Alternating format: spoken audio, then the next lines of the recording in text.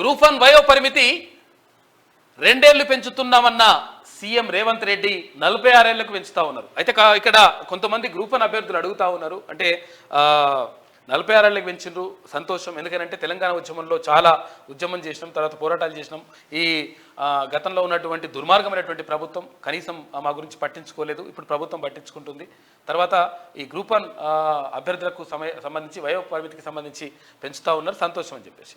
కానీ ఇంకొకటి ఏంటంటే ఇక్కడ డిఎస్పీ జాబ్కు సంబంధించి ఈ డిఎస్పీ జాబ్కు సంబంధించి దాన్ని కూడా వయో పరిమితి పెంచాలని చెప్పేసి వాళ్ళు రిక్వెస్ట్ చేస్తున్నారు. ఎందుకంటే డిఎస్పీ పెద్దగా ఉరకాల్సిందని లేదు, దుంకాల్సింది ఏముండదు పెద్దగా.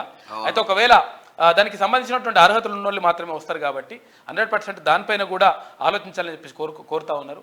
ఎందుకంటే ఇది యూనిఫామ్ వేసుకునేటువంటి జాబు, మరి యూనిఫామ్ వేసుకునేటువంటి జాబ్ కూడా వయో పరిమితి కొంచెం పెంచాలని చెప్పేసి వాళ్ళు రిక్వెస్ట్ చేస్తూ ఉన్నారు.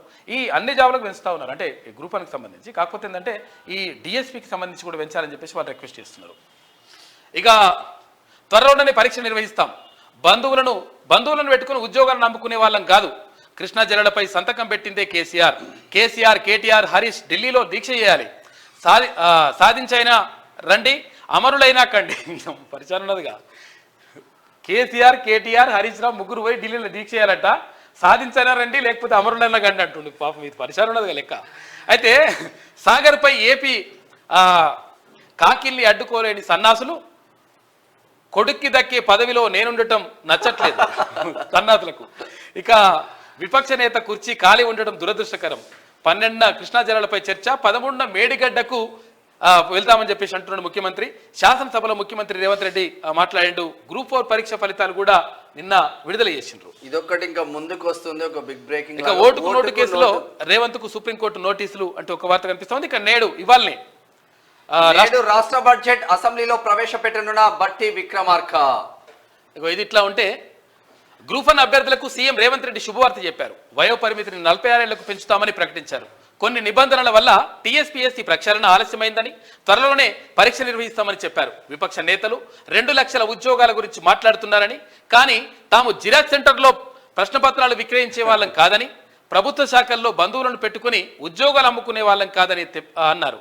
త్వరలోనే పోలీస్ శాఖలో 15,000 ఉద్యోగాల నియామకాలు చేపడతామని, యూనివర్సిటీలో వీసీలను భర్తీ చేస్తామని చెప్పారు. శుక్రవారం శాసనసభలో గవర్నర్ ప్రసంగానికి ధన్యవాదాలు తెలిపే తీర్మానంపై సీఎం రేవంత్ రెడ్డి మాట్లాడారు.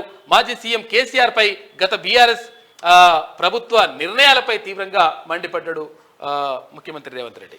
ఇది ఇట్లా ఉంటే ఆటో రగడ, మహిళలకు ఉచిత బస్సుకు బీఆర్ఎస్ అనుకూలమా వ్యతిరేకమా? ఆటో వాళ్ళను అడ్డు పెట్టుకొని పుల్లలు రెచ్చగొట్టి ఆందోళన చేయిస్తున్నారు. మంత్రులు శ్రీధర్బాబు, సీతక్క, పొన్నం. మహాలక్ష్మిపై అసెంబ్లీలో వాడివేడి చర్చ. ఆటో డ్రైవర్లకు ఏటా 12,000 ఇస్తాం, ఈ బడ్జెట్ లోనే నిధులు. శ్రీధర్బాబు. మహాలక్ష్మి అమలుతో 6.5 లక్షల మంది ఆటో డ్రైవర్లు రోడ్డున పడ్డారంటున్నాడు జనగామ ఎమ్మెల్యే పల్లా రాజేశ్వర్ రెడ్డి. మొత్తం ఇప్పుడు ఆటో డ్రైవర్లు గుర్తుకొస్తారు, ఇప్పుడు యువకులు గుర్తుకొస్తారు, అక్కడ పట్టభద్రులు గుర్తుకొస్తారు. పల్లా రాజేశ్వర్ రెడ్డి ఏ రోజన్నా ఆటో ఎక్కినావా? కనీసం ఆటో దగ్గర చూడనన్నా చూసినావా నువ్వు? ఆటోల్లో అసెంబ్లీకి బీఆర్ఎస్ ఎమ్మెల్యేలు ప్రభుత్వం అడ్డుకోవాలంటూ ప్లకార్డులు, ఆటో వాళ్ళకు నెలకు 10,000 ఇవ్వాలి. ఇక కుత్బులాపూర్ ఎమ్మెల్యే కూడా నేను హంగామా సృష్టించినాడు. కుత్బులాపూర్ ఎమ్మెల్యేనా? వివేకానంద. ఆయన దాడులు చేస్తాడు. ఏసీపీ కారు అదమ్మల కొట్టి నిన్న అలా కొడతాడు. ఆయన వాళ్ళ కొడితే ఎట్లుంటుందో మరి, ఎట్లుంటుందో కథ చూడాలి. ఇగో ఆటోల గురించి చెప్తప్పుడు ఆటో రామన్నా ఏం రామన్నా మరి ఆయనకి ఏం రామన్నా తెలియాలి. ఆటో రామన్న ప్రయాణం కల్పించినాం. ఏంది మేము ఈ తెలంగాణ సమాజంలో ఉన్న ఆడబిడ్డల్ని హక్కున చేర్చుకోవాలన్న ఆలోచనతోటి, ఒక మంచి ఆలోచనతోటి ఆర్టీసీ బస్సులో ఆడబిడ్డలకు మేము ఉచిత ప్రయాణం కల్పించినాం. 2014 నుంచి 2019 వరకు మంత్రివర్గంలో ఒక్క ఆడబిడ్డ కూడా మీరు మంత్రి పదవి ఇవ్వకపోయినా, అక్కడ ఉన్న వాళ్ళు ఏ రోజు కూడా ఒక్క ఆడబిడ్డ కూడా మంత్రి పదవి ఎందుకు ఇవ్వలేదు సార్ అని అడిగిన వాళ్ళు కాదు పాపం. ఎందుకంటే అడిగేంత సాహసం చేస్తే వాళ్ళకి ఉండే ఉద్యోగం కూడా ఉండదన్న సంగతి వాళ్ళకి తెలుసు. కాబట్టి వాళ్ళు మంత్రి పదవులు ఇవ్వకపోయినా కోట్లాది మంది ఆడబిడ్డలకు మా పొన్నం ప్రభాకర్ గారు మేము మొదలుపెట్టిన బస్సు ప్రయాణాన్ని టోటల్గా ఆడబిడ్డలందరికీ కూడా చెప్పి ఉచితంగా బస్సు ప్రయాణం ఇస్తే దాదాపుగా అధ్యక్ష ఇప్పటి వరకు 15,21,00,000 ప్రయాణాలు ఆడబిడ్డలు ఉపయోగించుకోరు.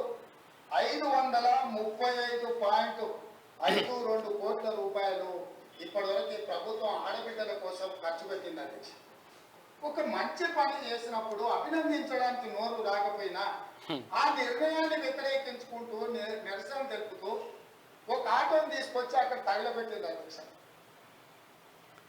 కిరాయి పైసలు వెళ్తలేవు, సంసారం నడుస్తలేదన్న ఆటో డ్రైవరు ఆటో తగలబెట్టిందంటే ఆటో తగలబెట్టడానికి ఎన్ని పైసలు కావాలి? తగలబెట్టించింది ఎవరు?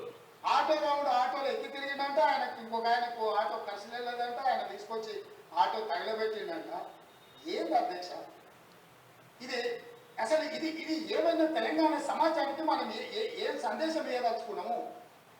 ఇంకొక నటుడు 100 రూపాయలు పెట్టి పెట్రోల్ కొనుక్కుంటాడు కానీ 10 పైసలు పెట్టి అగ్గిపెట్టే కొనుక్కోడు, అగ్గిపుల్లతో. అయ్యో పాపం దొరకలే అప్పుడు. మన కవులకు కళాకారులకు తెలంగాణ నిలయమని మన అందరికీ తెలుసు అధ్యక్ష. కానీ నటులకు కూడా పొదవ లేకుండా పోయింది. ఒక నటుని కూడా మెచ్చుకుంటే ఇద్దరిద్దరు నటులు దొరుకుతారు అధ్యక్ష. ఈ ప్రభుత్వం నడుస్తున్న విధానాన్ని చూడలేక. కాబట్టి కృష్ణానగరం సీన్ నష్టం జరిగింది. ఆటో డ్రైవర్లు అని ఒక ఆయన ఆటో రావుడు కృష్ణానగర్లో మొత్తం సినిమాకి సంబంధించిన వాళ్ళు ఉంటారు. సురభి నాటకాలు వేసేవాళ్ళు, సినిమాలో చిత్రసీమలో ఎక్స్ట్రా క్యారెక్టర్స్ అంటారు. ఏమంటారు వాళ్ళను? ఎక్స్ట్రా అంటే ఎక్స్ట్రా ఆర్టిస్ట్ అంటే ఏమంటారు? జూనియర్ ఆర్టిస్టులు కృష్ణానగర్లు ఉంటారు. టిఆర్ఎస్ లో ఒక జూనియర్ ఆర్టిస్టు ఆడేదో సమావేశానికి పోయిందంట, ఆడ ఆటో కనిపించిందంట, ఆటో ఎక్కి ఆటో రౌండ్ ఆఫీస్కి పోయిందంట. దాంట్లో మాత్రము లోపల కెమెరా పెట్టిరు అధ్యక్ష. ఆయన ఎక్కింది దిగింది షూటింగ్లు చేయడానికి. ఏంది అధ్యక్ష ఈ డ్రామా? ఏంది డ్రామా? ఏంది ఇది కథ? లోపల నిజంగా ఇది కథ, నిజంగా కెమెరాలు పెట్టినారు.